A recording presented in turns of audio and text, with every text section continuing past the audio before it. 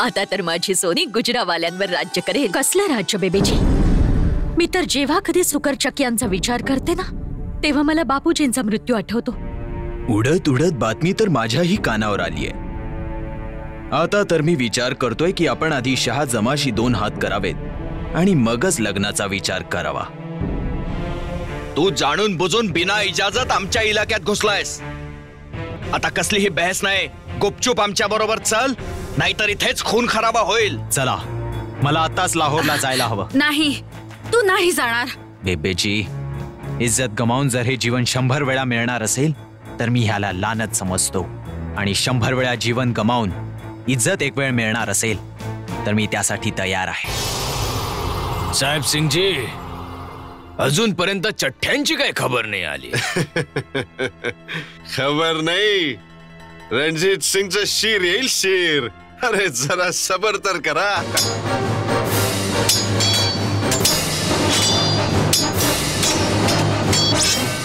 सिंग साहेब, माझ्यासाठी तुम्ही इतका मोठा धोका पत्करलात का? नाही दिवाणजी, हा धोका नाही, तुमच्या प्रामाणिकपणाचा सन्मान आहे। बघताय काय? आग लावा यांच्या घरांना आणि शेतीवाडीला। संसार चन्नेचे रक्त सांडले, त्याचे शिंतोडे माझ्या तोंडावर उडालेत। हे माझ्या माणसाचं रक्त आहे। या नुकसानाची भरपाई तर नाही होऊ शकत, परंतु हे सगळं पुन्हा घडता कामा नये। आणखी एक जंग, आणखी एक लढाई? काय आपण सिख आपापसात नेहमी लढतच राहू? पंजाबच्या या धर्तीवर अमन चैन कधीच असणार नाही। काय झालं पुत्र?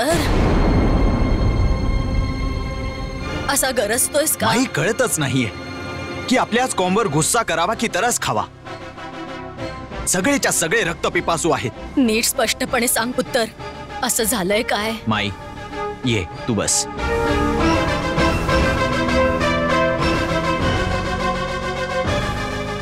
अखेर काय घडलंय पुत्र? काय घडायचंय? राजा संसारचंदने पुन्हा माई सदाकौरच्या इलाक्यावर हमला केला आणि पिकं जाळून टाकली। वाहेगुरु वाहेगुरु। तू फिकर नको करू पुत्र.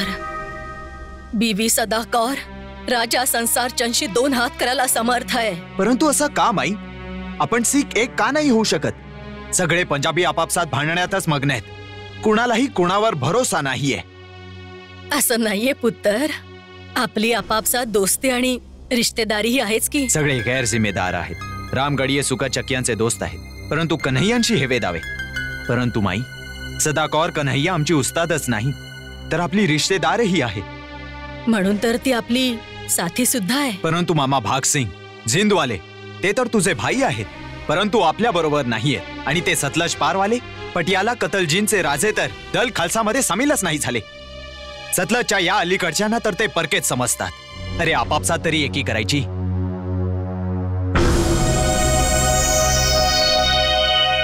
मी ऐकलंय की त्यांच्या दरवाजात अंग्रेज येऊन बसलाय.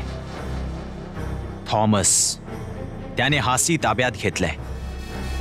मला तर भीती वाटते हे अंग्रेज एक दिवस सारा मुलूक हडप करतील. ना इकडच्या सिखांमध्ये एक आहे ना तिकडच्या.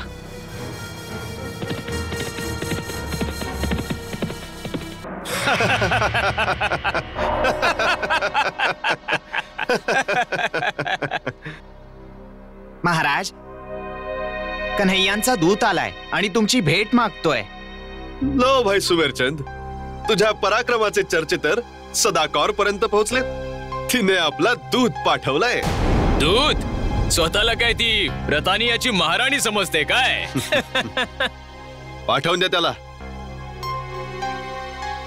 बघूया तरी हा दूत कोणत्या सुरात बोलतोय. सत श्री अकाल राजा साहेब. मी आपल्या राणी साहेब माई सदा कौरजींचा पैगाम घेऊन आलोय. अच्छा, काही दावतनामा घेऊन आलाय का राणी साहेबांचा? तुम्ही पैगाम वाचा. मी तर पडलो दूत, मला काय माहित.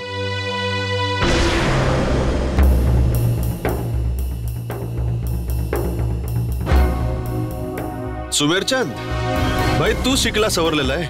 जरा बघ काय संदेश पाठवलाय राणी साहेबांनी. आता वाचतो महाराज.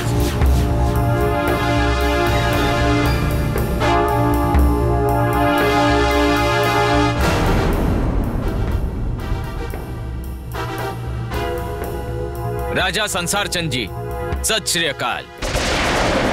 मला मुद्दा फिरवून मांडता येत नाही, म्हणून मी स्पष्टपणे सांगतेय की तुमच्या लोकांनी माझी रियासत हरिपूरमध्ये जो खून खराबा केलाय तो माझ्यासाठी खूपच दुःखदायक आहे.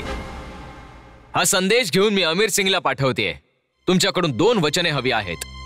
एक, तुम्ही पुन्हा अशी चूक करणार नाही, आणि दुसरं, यामध्ये जे नुकसान झालं आहे याची भरपाई तुम्ही लवकरात लवकर कराल. तर मग काय नाव म्हणालात आपलं? सरकार, माझं नाव अमीर सिंग आहे. तर अमीर सिंगजी, तुमची राणी सदा कौरजीने आमच्याकडून 2 वचनं मागितली आहेत. भरपाईची ही मागणी केली. तर ठीक आहे, आम्ही तुम्हाला विश्वास देतो की आम्ही राणी साहेबांना असा मौकाच देणार नाही. आम्ही गोष्टी वाढवत नाही, मुळापासूनच संपवून टाकतो. आम्ही आमचं लिखित उत्तर उद्या देऊ. तोपर्यंत तुम्ही आमचे मेहमान आहात. सुमेरचंद, मेहमानांच्या राहण्याचा इंतजाम करावा आणि ध्यानात ठेवावं की हे राणी सदा कौरचे दूत आहेत. यांना कसला त्रास होता कामा नये. जा मग यांची व्यवस्था करून ये. जशी आज्ञा महाराज. या चला.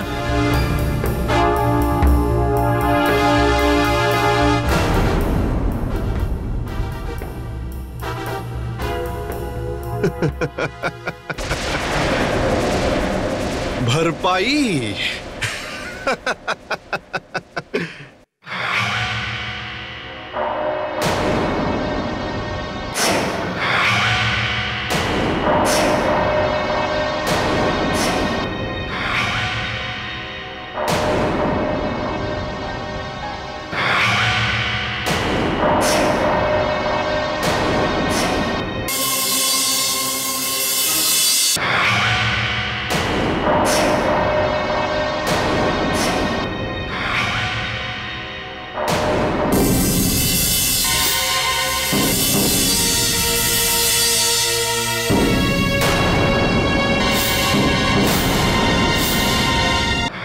आता विचार करत बसण्याची वेळच नाहीये. आपल्याला सदाकौरवर हमला करायला हवा. सरहद्दीवरची लूटमार वेगळी गोष्ट आहे आणि रियासतीवर हमला करून कब्जा करणं वेगळी. तुम्ही कदाचित हे विसरताय की रणजित सिंग सदाकौरचा जावई आहे आणि त्याने आत्ताच भंगी सरदारांना करारा जवाब दिलेला आहे. आपल्याला त्याच्यावर हल्ला करायची तयारी सुरू करायला हवी. अमावस्येच्या अर्ध्या रात्री आपण बटाल्यावर हमला करू. ठीक आहे, ठरलं तर मग.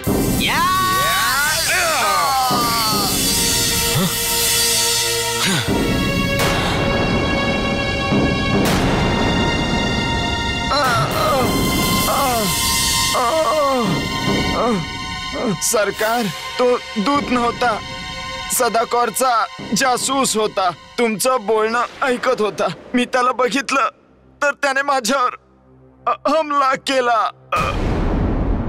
हा खंजीर तर मी मेहमान खाण्यातील सेवकाला दिला होता. तो अजून फार लांब गेला नसेल. मी लगेच त्याचा पाठलाग करतो.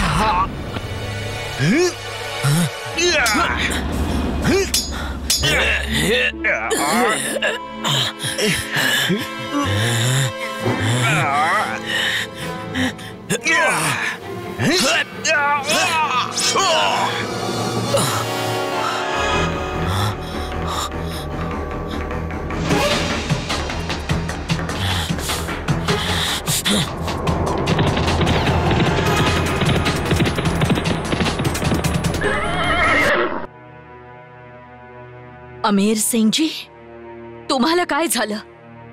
ते लोक हमला करायच्या तयारीत आहेत. अमावस्येच्या अर्ध्या रात्री ते लोक हमला करतील. मला अफसोस आहे की त्यावेळी मी नसेन. वाहेगुरु जी का खालसा, वाहेगुरु जी की फतेह.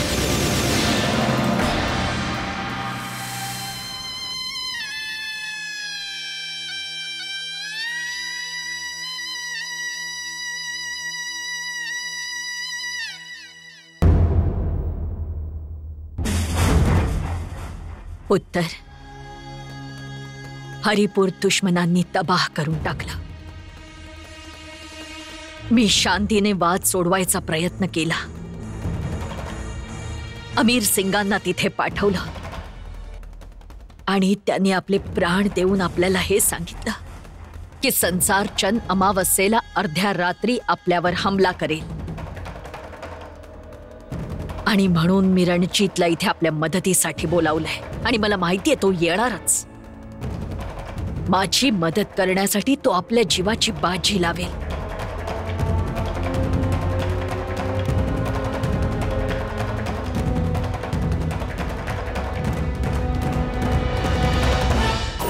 मला तुला एवढंच सांगायचंय पुत्र, माझी मुलगी माझ्या ममतेची लाज राखो किंवा न राखो, परंतु मी तुला एहसान फरामोश ठरू देणार नाही.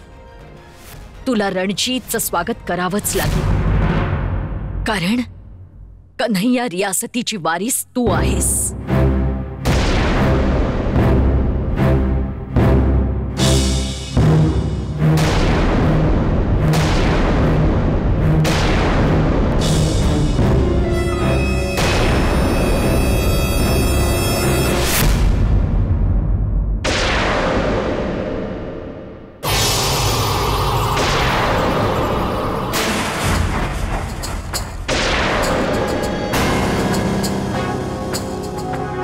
सिंग साहब, फौज तैयार आहे. तुमच्या हुकमाचा इंतजार होतोय.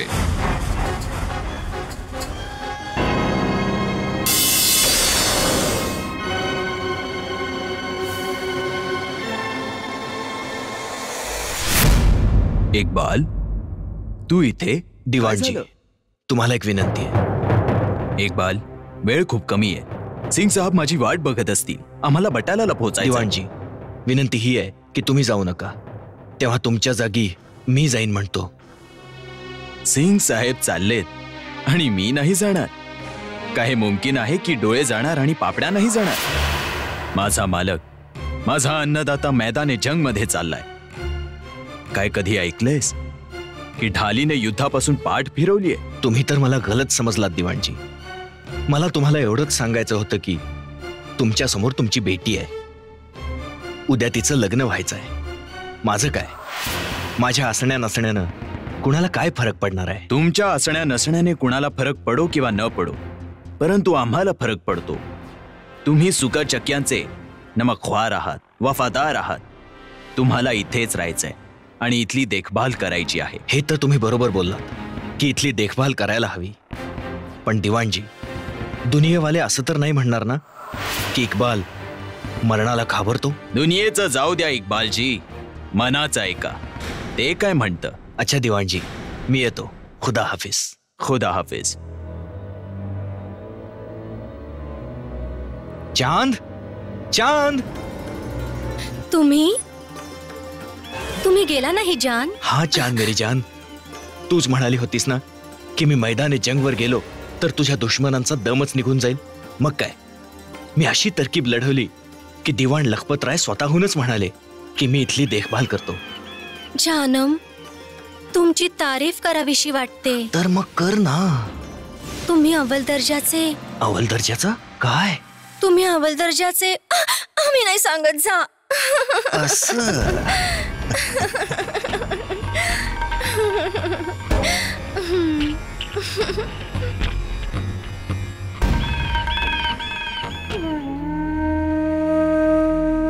गुड्डू, परमात्मा कधीतरीच मौका देतो जेव्हा बंदा आपल्या मालकाच्या खाल्ल्या मिठाला जागतो. तुम्ही चाललात? माझा रणजित वीर चाललाय. मी तर मुलीची जात. माझी नजर तर या दरवाजावर लागलेली असेल. जोपर्यंत तुम्हाला पाहणार नाही, चैन नाही पडणार.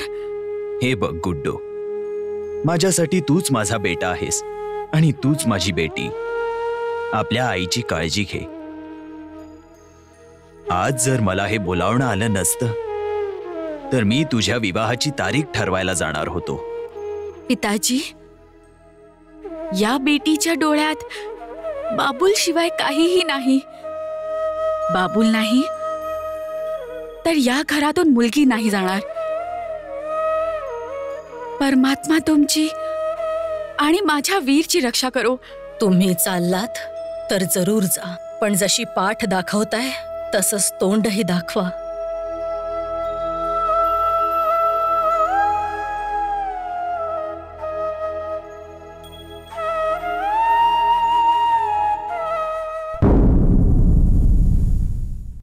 जे दुसऱ्याचं रक्षण करतात ना पुत्र, त्यांचं रक्षण तर वाहेगुरु स्वतः करतात. तू ज्यांची रक्षा करायला चाललायस ना, त्यांच्या घरी सुकरचक्क्यांची इज्जत मेहताब राहते. माझं एक काम करशील पुत्र? हुकम दे माई. माझी ही अमानत बट्टालाला पोचवशील का?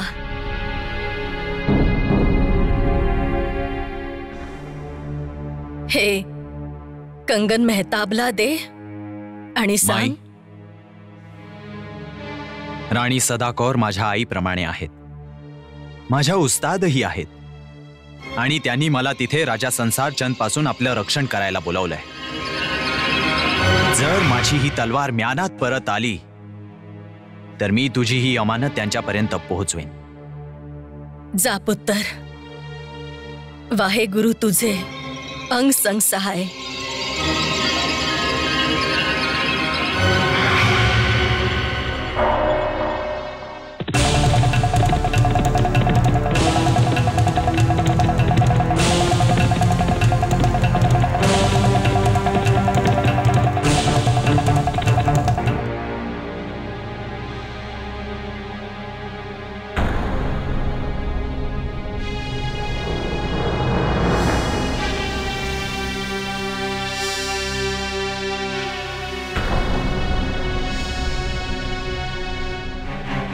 पहिली गोष्ट तर ही की राणी सदाकौर मुकाबल्यासाठी येणारच नाही. ती सफेद झेंडा घेऊन आमच्या स्वागतासाठी उभी असेल. नाही महाराज, तुम्ही तिला इतकं कमजोर समजू नका. चल, मान्य केलं की ती हरणी सारखी कमजोर नाही, सिंहीण आहे. पण संसारचंद पण चित्ता आहे, चित्ता. तर मग महाराज, कूच करायची आज्ञा द्या. आम्ही पण पूर्ण बटाला शहर आपल्या पायदळी तुडवून टाकू.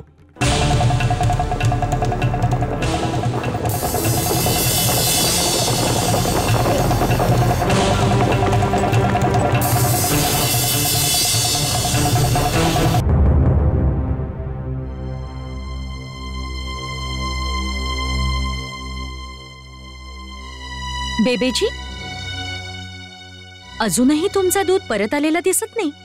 मेहताब, माझा पुढचा श्वास परत येईल की नाही मला माहित नाही, परंतु माझा दूत रणजित सिंगच्या येण्याचा संदेश घेऊन जरूर येईल. सत श्री अकाल. सत श्री अकाल. राणी साहेबा, सरदार रणजित सिंग पोचतीलच इतक्यात. आणि त्यांनी सांगितलंय की संसारचंदची गंदी पावलं या जमिनीवर नाही पडू देणार. ते त्याचा मुकाबला बटाल्याच्या बाहेर रस्त्यातच करतील. मेहताब पुत्र, तुला माहितीये, मी आपल्या श्वासांपेक्षाही जास्त विश्वास रणजित सिंगवर का ठेवला? कारण त्याची एक खासियत आहे, तो औरतचा सन्मान करतो.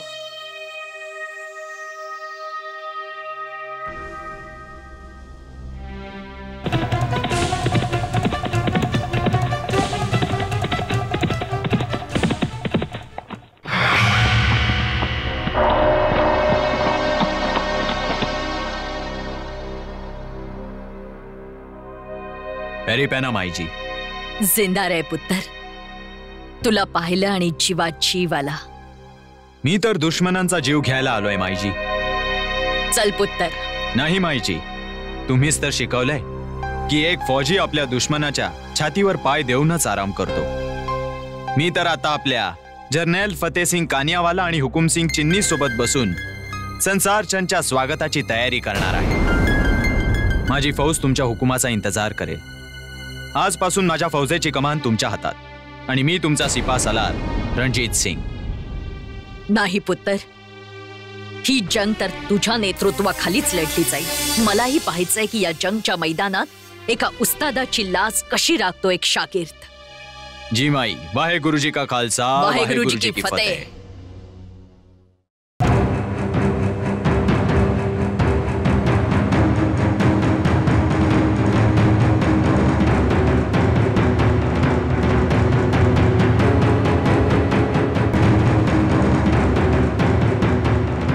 मला तर वाटतंय की राणी सदाकौर मुकाबल्यासाठी उभी आहे, परंतु तिच्याकडे इतकी फौज आली कुठून? महाराज, हे तर सुकरचक्कियांच्या निशाणीचे घोडे आहेत. काय? तुम्ही तर म्हणाला होतात की रणजित सिंग येणार नाही. माझी खबर पक्की होती. आता काय करायचं महाराज? करायचं काय आहे? आपण मुकाबला करू.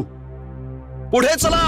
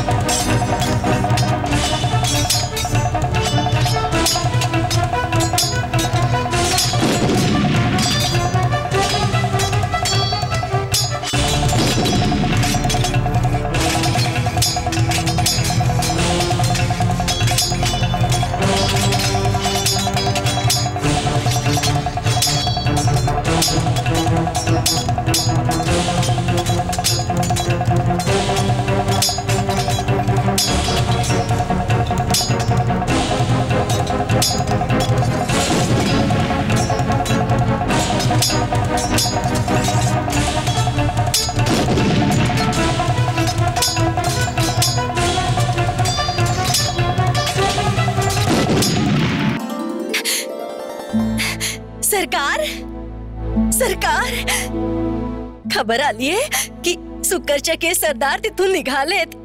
ते हवेलीत पोहोचतीलच खाऊन पिऊन. सरदारणींनी सांगितलंय की तुम्ही लवकर तयार व्हा. ते इथे पोहोचले ना की मी तुम्हाला खबर देईन खाऊन पिऊन.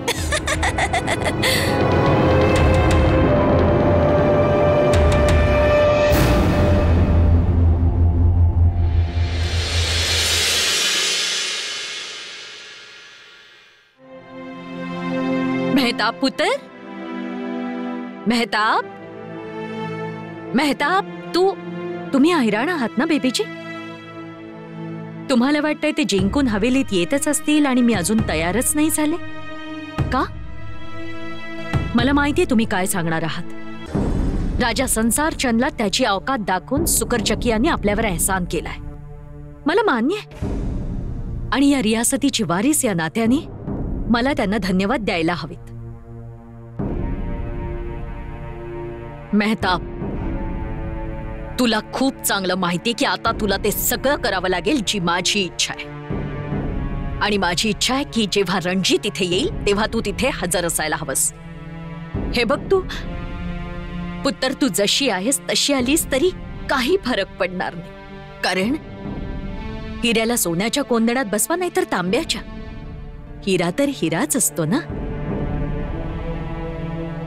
नादान बच्ची, औरत फक्त बेटीच नसते. ती मुकम्मल तेव्हाच होते जेव्हा ती माँ बनते. आणि माँ होण्यासाठी बीवी बनावं लागतं. हो पुत्र, आणि म्हणूनच तू लवकर तिकडे ये आणि रणजितचं नाही, आपल्या होणाऱ्या पतीचं स्वागत कर. हां,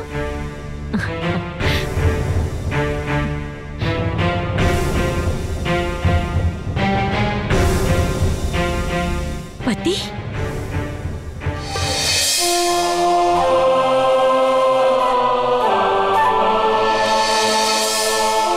बोले सोनिहाल, सत श्री अकाल.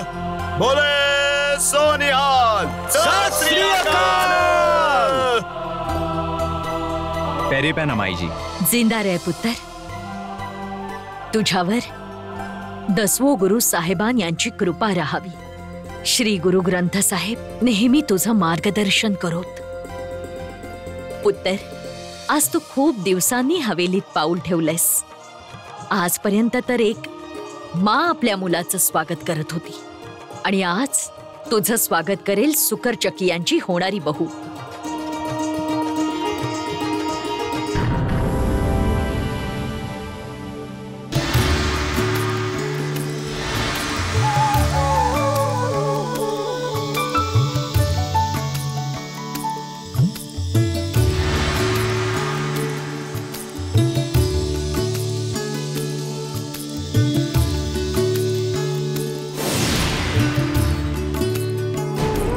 माझं एक काम करशील पुत्र?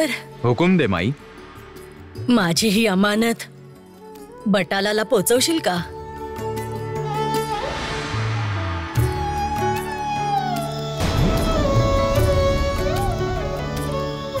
माईने हे नाही सांगितलं की कंगन द्यायचेत कोणाला, सदाकौरजींना की मेहताबला. आता तर विचारण्याचा मौकाही नाहीये.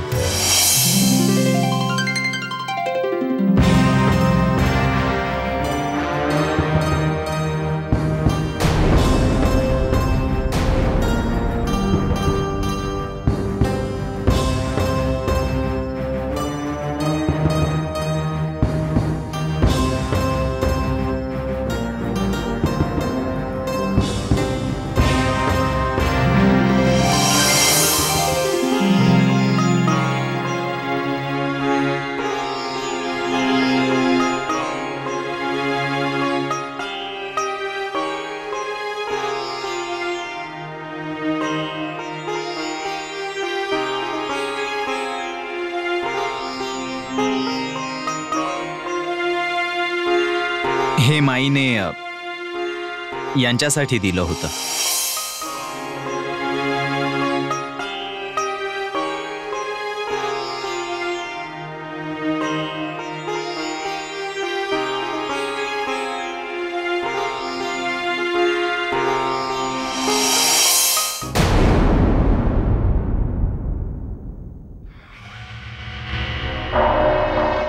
आम्ही ही गोष्ट मरेपर्यंत नाही विसरू शकत की बटालाला आम्ही आपल्या फौजेची कत्तल करायला गेलो होतो. संसारचंदचा तर जादूगाराचा तमाशा झालाय. डुगडुगी वाजली तर आहे आणि मग डुगडुगी वाजली तर गायब. महाराज, जर त्या रणजित सिंगकडे तोफा नसत्या ना तर आपण त्याला बघून घेतलं असतं. त्याला बघून घ्यायला आपल्याला आणखी काहीतरी उपाय शोधावा लागेल. रणजित सिंगची मान खाली घालायला आपल्याला कुणा आणखी एका मोठ्या माणसाची मदत घ्यायला हवी. राजासाहेब, माझी तर ही राय आहे की शहाजमाला ही गोष्ट कळायलाच हवी की आम्ही त्याची ताकद वाढवण्याचा प्रयत्न केला तर रणजित सिंग सदाकौरची मदत करायला पोहोचला. बात तर तू बरोबर बोलतोयस, परंतु शहाजमा तर म्हणाला होता की पूर्ण पंजाबची मालकी कायद्यानुसार अफगाणिस्तानची आहे. कारण एहदनाम्यात मुघलांनी पूर्ण पंजाब आणि आमचे पहाडी इलाके जम्मू कांगडाही अफगाणिस्तानच्या नावे केले होते. आणि याच एहदनाम्यानुसार आपणा सर्वांना खिराज पोहोचवणं जरुरी होतं. परंतु जेव्हा जेव्हा पंजाबमधून खिराज जाणं बंद झालं तेव्हा आम्हीही बंद केली. आता कोणत्या तोंडाने त्याच्याकडे मदत मागायला जाणार? तुम्ही म्हणताय ते ठीक आहे, परंतु एक पैगाम लिहून पाठवायला काय हरकत आहे?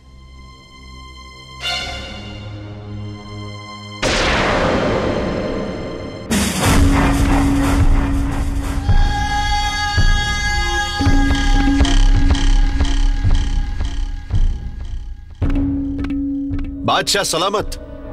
कांगडाचा राजा संसारचंदने आपल्यासाठी एक पैगाम पाठवलाय. बा आवाजे बुलंद पड़ा जाए. जी. बादशाह शाहजमाला कांगड़ाचे राजा संसारचंदचा आदाब कबूल हो. बादशाह का इकबाल बुलंद हो. मी हुजुरांना खिराज न पाठवल्याबद्दल माफी मागतो. यामागची वजह सांगत आहोत. दरअसल रियासतीचा आणि फौजेचा खर्च जमा होणाऱ्या मालियातून पूर्ण होत नव्हता आणि त्याच कारणाने मी आसपासच्या इलाक्याला तुमच्या आणि माझ्या सरपरस्तीत घेण्याचा प्रयत्न केला. तर रणजित सिंगचे साथी सिख एक झाले. जर बादशाह सलामतची मदत मिळेल तर हे काम पूर्ण केलं जाऊ शकतं. संसारचंदला पैगाम पाठवा की आम्हाला आपला हक्क मिळवता येतो.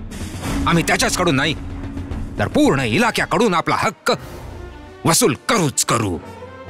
सिख आता जास्त दिवस आमच्या खिलाफ सर नाही उचलू शकणार. पुत्तर, तुझ्या लग्नाची बोलणी करायला चालले, परंतु जाण्याआधी तुझा सल्ला जरूर घ्यायचा आहे.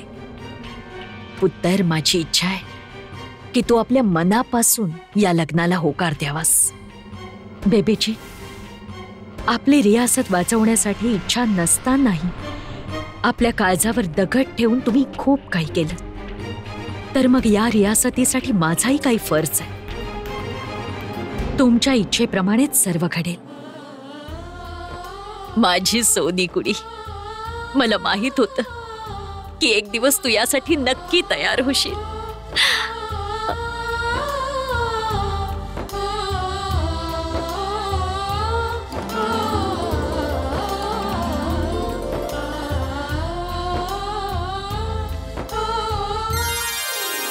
बेबेजी, बहन सदाकौरजी आले आहेत.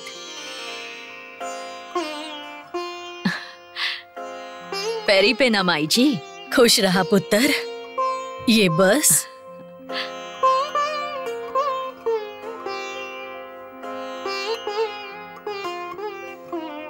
आज तर वाहेगुरुने खूप मेहर केली आहे. माहितीये का तुला, मी तुझ्याबद्दलच विचार करत होते की मग हुकुम करा माईजी. हुकुम नाही पुत्र, दिली ख्वाहिश आहे माझी. स्वप्न आहे जिंदगीचं की शरीरात प्राण असेपर्यंत रणजितेला संसार करताना पाहू. अगं, जिंदगीचा काय भरोसा. खूप दिवसांपासून या हवेलीने बालकाचा आवाज नाही ऐकला. खरं सांगू का, अहो मी हेच बोलायला आले होते तुमच्याकडे. माझी तर अशी इच्छा आहे पुढच्याच महिन्यात मेहताबचे फेरे व्हावेत. खरंच? अगं राजकौर, जा लवकर तोंड गोड कर यांचं. आधी मी विचार केला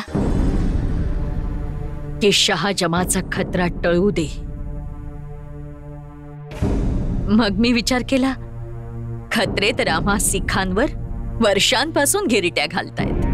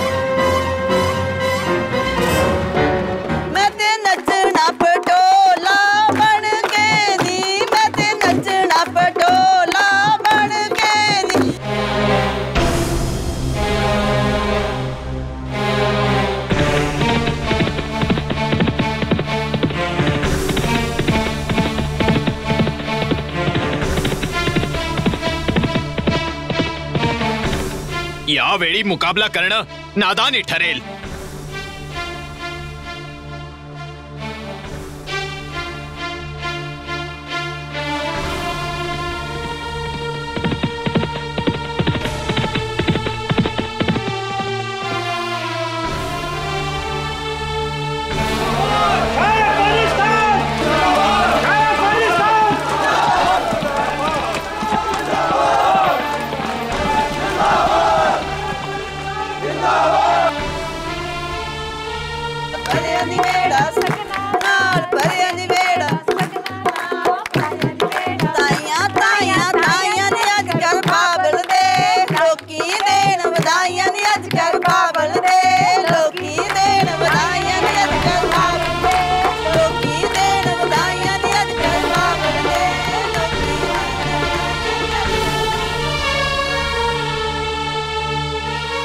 खालसाजी, यावेळी विघ्न आणायची इच्छा नव्हती, परंतु खबर पोहोचवणं गरजेचं होतं.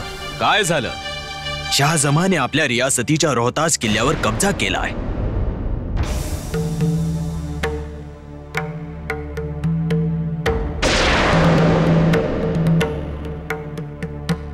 फौरन हमल्याची तयारी करा. चला माझे सरताज, इथून चला. काय झालं चांद? तिनका जेव्हा तुफानाला आव्हान देतो तेव्हा अक्कलमंदांनी आपला बचाव करायला हवा.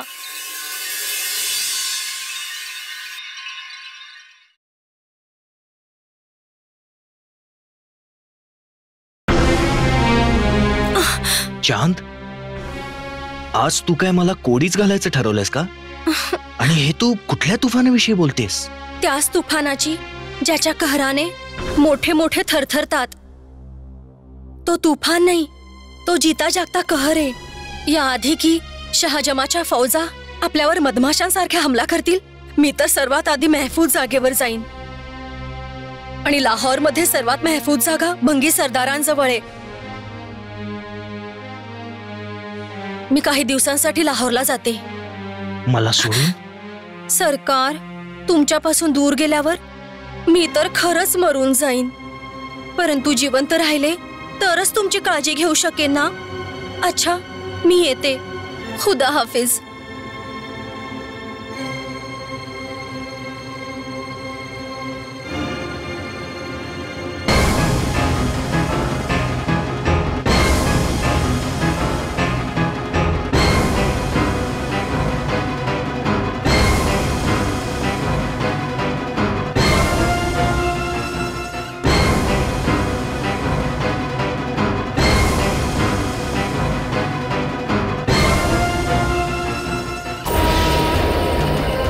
शाहे अफगाणिस्तान, तुमच्या बादशाही तहत येणारे राजे आणि नवाब तुम्हाला खिराजे अकीदत पेश करण्याची इजाजत मागतायत.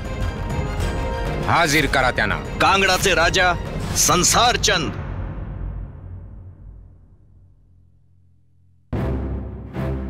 जम्मूचे राजा संपूर्ण देव,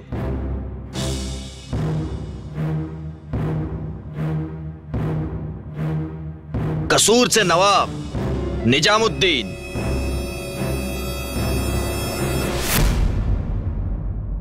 झंडियालेचे महंत विश्वंभर दास,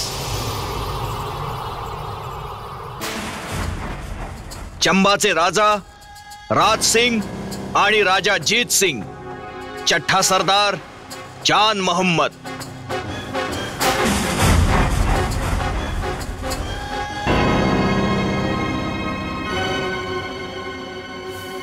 जर तुम्ही लोक खिराज देऊन असं समजत असाल की शाह अफगाणिस्तानचं मन जिंकाल तर तुम्ही चूक करताय.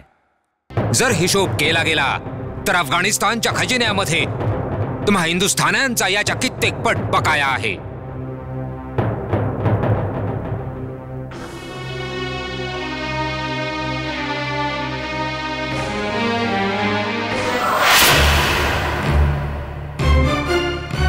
आमची पाठ तुमच्या दिशेने झाली रे झाली की तुम्ही लोक मनमानी करायला सुरुवात करता. विसरू नका की अफगाणिस्तानच्या सरहदे सर हिंद पर्यंत पसरलेल्या आहेत. काश्मीर, जम्मू, पंजाब आणि त्याचे सगळे पहाडी इलाके, दिल्लीचे पातशाह आणि आमचे दादा अहमद शाह अब्दालींच्या अहदनाम्यातहत तख्त अफगाणिस्तानच्या हवाली केले होते.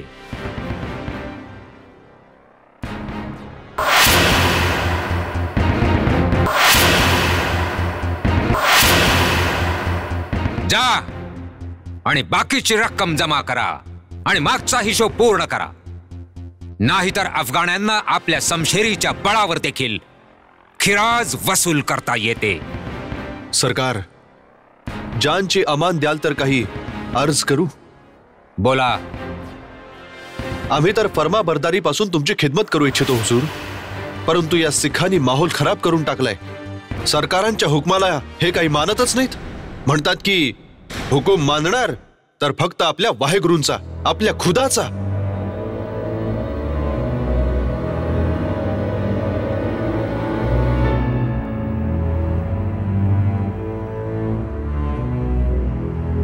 इव्हाना रोहतासवर आमच्या फतेची खबर सिखांपर्यंत पोहोचलीच असेल आणि त्यांना कळलं असेल की जहाचा मालिक कोण आहे.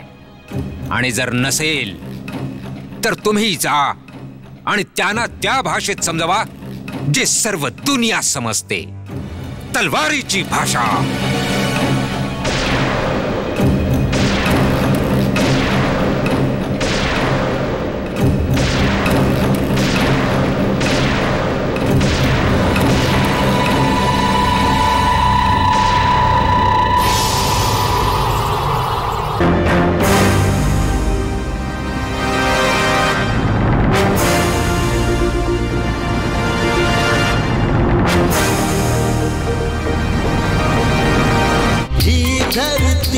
सुंदर रंगली येथे ईश्वरी वरदान बसे, येथे